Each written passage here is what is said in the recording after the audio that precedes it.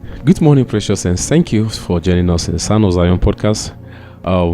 We're still speaking about love expression, and today I want to talk about jealousy. Love is not jealous. Paul said in 1 Corinthians chapter 13, verse 4, love is patient, love is kind, and love is not jealous. One version says love does not boil over with jealousy. It doesn't become envious. It doesn't become annoyed seeing someone else's progress. Every time you become uncomfortable when people sing the praise of a brother or a sister, when you see the progress of a brother, a sister, a neighbor, then something is wrong with you. It's a sign that you need to be in a spiritual ICU. It's an emergency case for you in terms of your spiritual life. Anytime you are uncomfortable with the progress of people around you, where there is love, there's no jealousy, there's no envy. Some of us are not very comfortable. I heard of a situation in a church that someone came with a car and he was asking for the church leadership to dedicate, and so the church announced that, our brother got a car, and then they asked brethren to go after the service to pray and rejoice with the brother.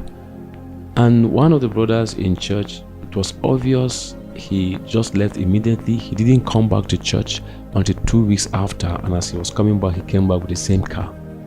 That brother never believed that anybody should drive a car that is better than his own in that church. That's jealousy.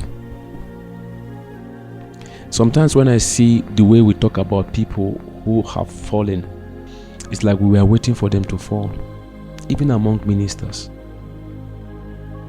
When you expect to see tears, when you expect to see weeping, groaning, burden, because a general has fallen, because a soldier is injured, you hear people talk. You could feel it, you could touch it in their voice. You could see the excitement. You are eager to prove to people that this person is not as important as you think he is. Okay? This is a servant of God that the Lord has been using to bless people. And God forbid they say he has been caught in fornication or in adultery, and you as a minister of the gospel is amplifying it. We should be ashamed. And that's how you know intercessors. Daniel and Nehemiah, when they pray, they don't exclude themselves. We have seen. As ministers of the gospel, when we hear some of these things, we should be quiet. We should enter into the closet and cry. When we come out, we should be ashamed.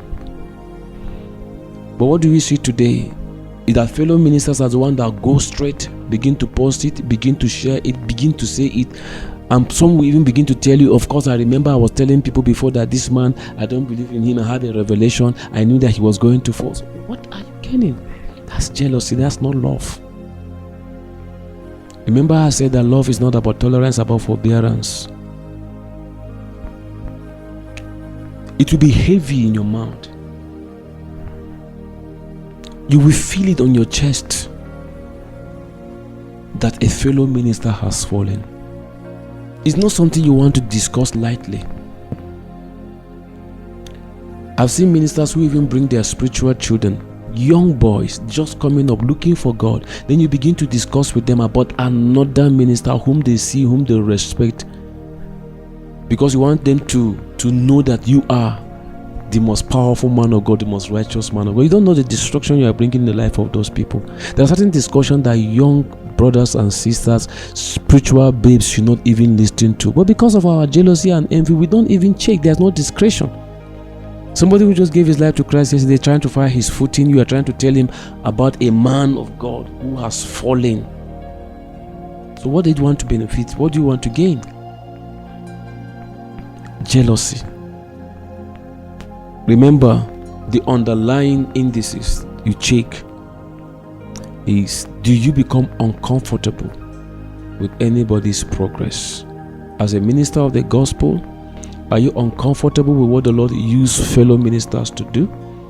Are you uncomfortable with what the Lord used brothers and sisters to do in the church, even among couples? I've seen men that are intimidated, men that have problem with esteem. They are uncomfortable when their wife seems to progress.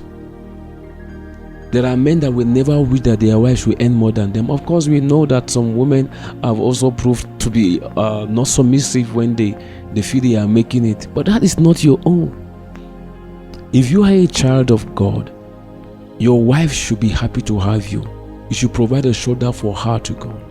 Many businesses, many ideas that women have been shut down because of the patriarchal nature, okay, of our society. And even those who claim to be believers have not been saved from that. That this African masculinity that overpowers a lot of brethren, though they speak in tongues, though they fast. I trust that the Lord will help us, that we will deal with this monster called jealousy. Where there is love, there cannot be jealousy. The Lord bless you till I come again our way. Amen.